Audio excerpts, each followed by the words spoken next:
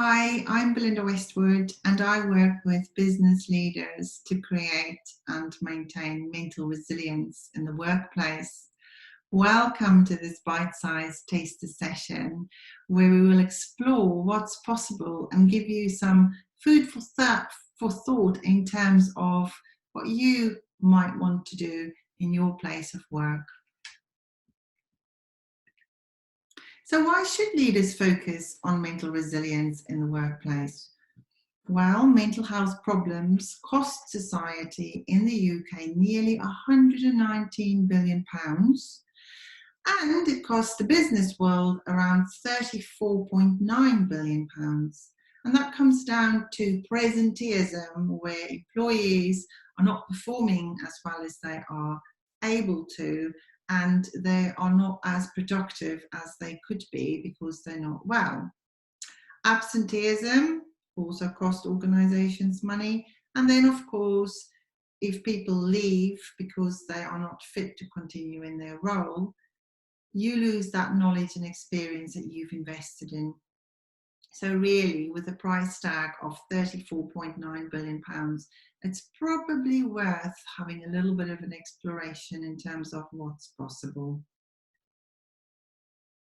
So when we look at a healthy workplace model, here are elements that can contribute towards a healthy workplace. Business leaders can focus on these to create a healthy workplace. And if they get it right, then there are benefits from an individual, an organizational, and a societal perspective. What I would like for us to explore deeper today is the interpersonal relationships at work.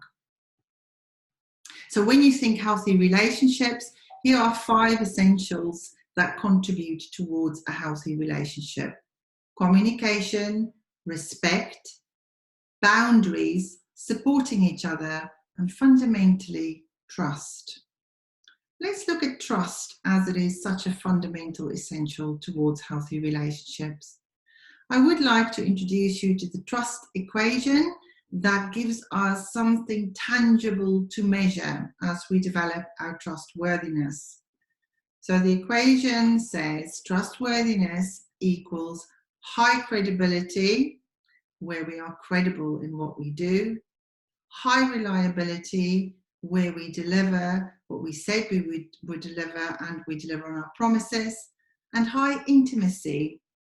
This one is slightly harder to measure, but in essence, it is about having that human connectedness and that emotional security that people feel when they come to us. And then low self-orientation. So this is where we are quite self-absorbed and thinking of our own targets, what people will think of us, versus caring for others and being interested in others. We also have to bear in mind that trustworthiness is only one half of what creates a trusting relationship. The other half, of course, is extending trust. What I'd like for us to explore a little bit further today is the intimacy element of trustworthiness. So as a reminder, intimacy in this context is around feeling emotional security when dealing with others, and also for people to feel safe to share their information and feel confident that that information will be handled appropriately. So what I've done to help us measure intimacy in our workplace relationships is I've connected it with emotional intelligence. And on the slide, I've summed up what I mean by emotional intelligence. So it's about being self-aware and about managing ourselves. And it's about being aware of others and managing relationships with others and those dynamics in the social context. And I've summed up intimacy to be about care, human connection, emotional safety, and vulnerability. And I believe that if we have high emotional intelligence, which is something that we can develop, then naturally intimacy will be higher in our relationships in the workplace. That will contribute towards the trustworthiness element of those trusting relationships, which will contribute to having healthy interpersonal relationships in the workplace, which will contribute to a healthy workplace and mental resilience at work. So we can take this tiny piece of the jigsaw puzzle and really work at it and actually make a difference. So I'd like to invite you to have a bit of self-reflection on the next 3 slides, where I have listed some components of emotional intelligence. You can rate yourself on each of these components in terms of, do you do that well or don't you do that so well? If you're not doing it so well, you'll score yourself more towards the 0. And if you're doing it well, you'll score yourself more towards the 10. So have a little think about each of these. First one there is self-regard. So do you have self-respect while you also understand and accept your strengths and weaknesses? Yes, more towards the 10. No, more towards the 0. Emotional self-awareness. Do you recognize and understand and accept your emotions and the cause of where they're coming from, and also the impact that they're having on you and others? Self-actualization. So how willing are you to learn and improve yourself? Emotional expression. Do you openly express your feelings? Where would you put yourself on this scale? Like I mentioned earlier, emotional intelligence is something that we can develop. So each of these components, once you've highlighted them as an area that you would like to do more of, then there are ways to develop these components. As an example, if you wanted to develop your emotional self-awareness, you could apply a self-reflective exercise when you do feel those emotions and ask yourself, how am I feeling and why am I feeling this way? So the 5 whys usually brings you to the cause of your emotions, which can then help you really analyze and understand the impact that it's having on you and others. Assertiveness. So do you communicate your feelings and your beliefs and your thoughts in a socially acceptable way? Independence. Are you able to self-direct and are you free from emotional dependencies on others? Empathy. Do you recognize and appreciate how others feel, and are you able to articulate that appreciation? Social responsibility. Are you willing to contribute to the welfare of others? And again, if you were to choose to develop one of these components, the example on this slide is around empathy, developing your empathy.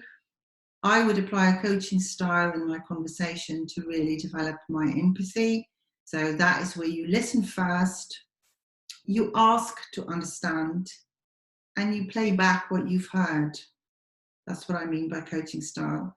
If you do that, you will learn to understand what's going on for others, and you will also show that you are interested and that you do empathize before you go in and set direction or whatever you needed to go and do.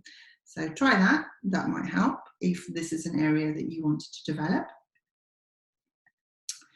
Problem solving. Are you able to find solutions to problems in situations where emotions impact the decision making?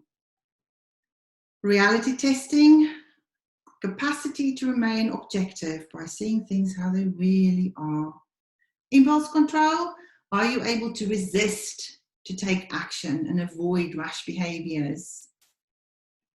And flexibility. So are you able to adapt your emotions, your behaviors and your thoughts in unfamiliar situations? This is usually when change are done to us. How quickly can you adapt?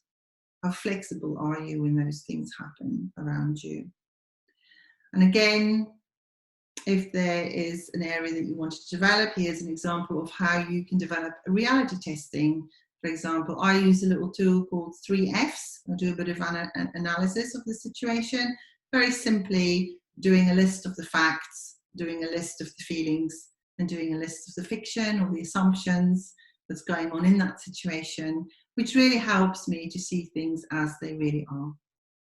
So hopefully that's quite useful. So I'm hoping that was enough time for you to do a little bit of self-reflection on those components of emotional intelligence, and that you can see how that can then contribute towards trustworthiness, especially in terms of the intimacy of your relationships at work. So to sum up, we looked at the elements that can help create a healthy workplace. We deep dived into the relationship element.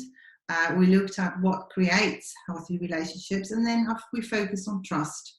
I introduced the trust equation, and from there we actually explored the intimacy element a little bit further, where I've connected emotional intelligence and components that create emotional intelligence, because if you're strong emotional intelligence, then intimacy will naturally be higher.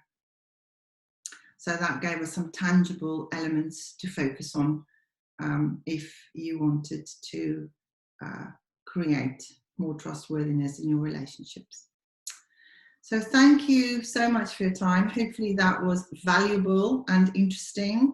If you're interested to find out more about anything that we talked about today, please contact me through the Life Science Access Academy. Thank you.